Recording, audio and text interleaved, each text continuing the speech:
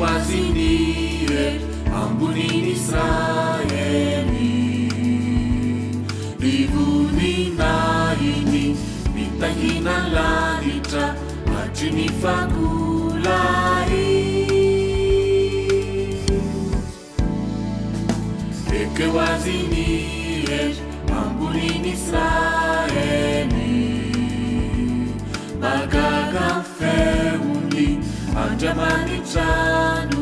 famonjena hoantsika aelezo ny fahavalo ny fiainana fitahina famelombelo manatompo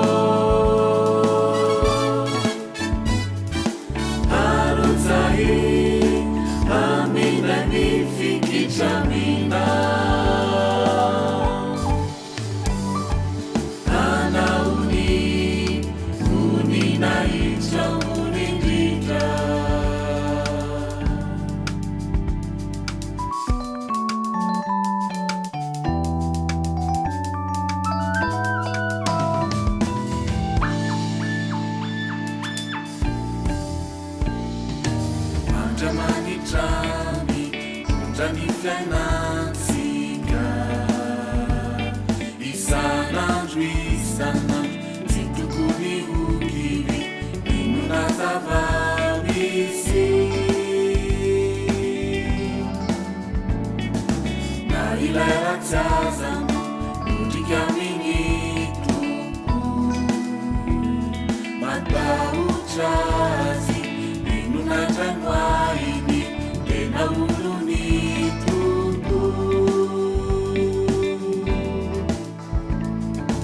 aelezo ny fahavalo ny fiainana fitahina famelombelo manatompo alontsai